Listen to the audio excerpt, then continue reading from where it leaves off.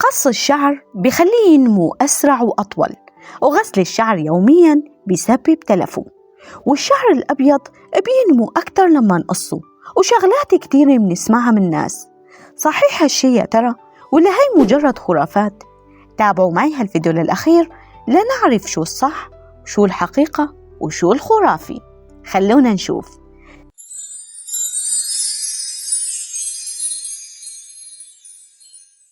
السلام عليكم، أنا بدرة من قناة دليلوكي، قناة بتقدم كل ما يهم جمال وصحة المرأة.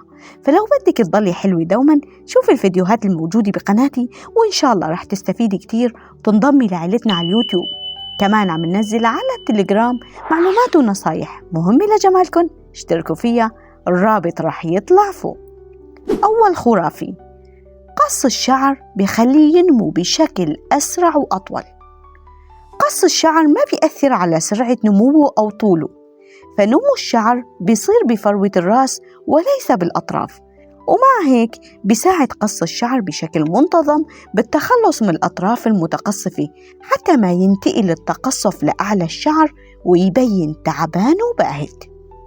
أما تاني خرافي فهي غسل الشعر يومياً بيسبب تلفه، وهي كمان معلومة غير صحيحة، لأنه بتعتمد حاجة الشعر للغسل على نوع الشعر وفروة الرأس. فالشعر الدهني بده غسل بشكل يومي، أما الشعر الجاف بيحتاج غسل بشكل أقل.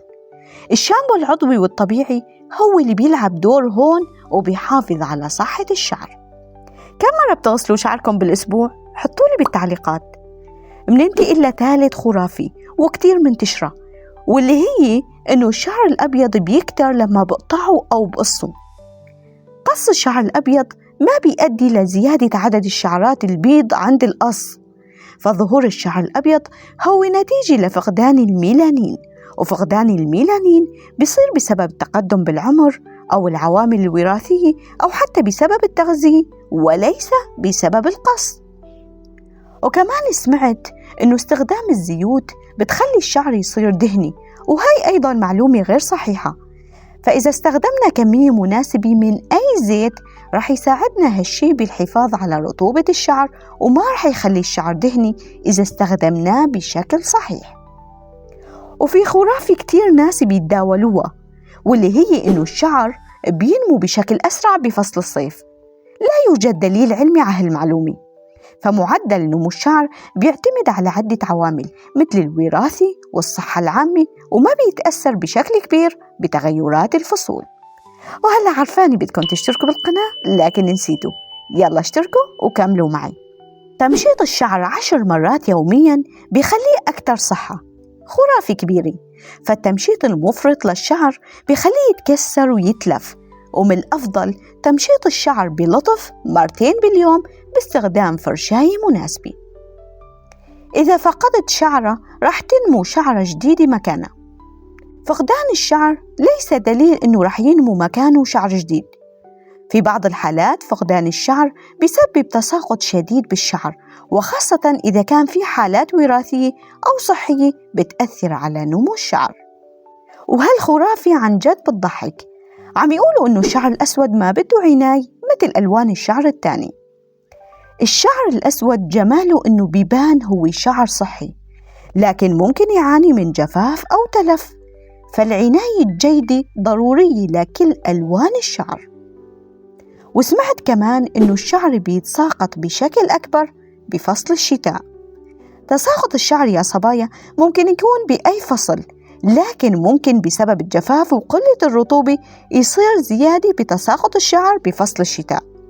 لكن بالعناية الصح واستخدام مرطبات وزيوت مناسبة للشعر رح نقلل من التأثيرات السلبية للطقس البارد. وكمان بيقولوا البعض إنه الشعر إذا قصيناه بمقص حاد رح ينمو بشكل أسرع. نوع المقص ما له علاقة بسرعة نمو الشعر، فنمو الشعر بيعتمد على الصحة العامة والعوامل الوراثية مثل ما ذكرنا قبل شوي. ومن الخرافات المنتشرة كتير إنه استخدام كمية كبيرة من البلسم بيخلي الشعر أكثر نعومة. الإفراط باستخدام البلسم أو الشامبو بيؤدي لتراكم أكبر للمنتجات وبيخلي الشعر دهني، لذلك من الأفضل استخدام كمية مناسبة ونراعي نوع الشعر. إذا استخدمنا شامبو جيد رح ينمو الشعر بشكل أفضل. استخدام شامبو عضوي بيأثر على صحة الشعر، لكن ما بس بدي آخذ شامبو بعين الاعتبار، فلازم نراعي التغذية، نمط الحياة والنوم والتوتر وعوامل كتيرة، مو بس الشامبو.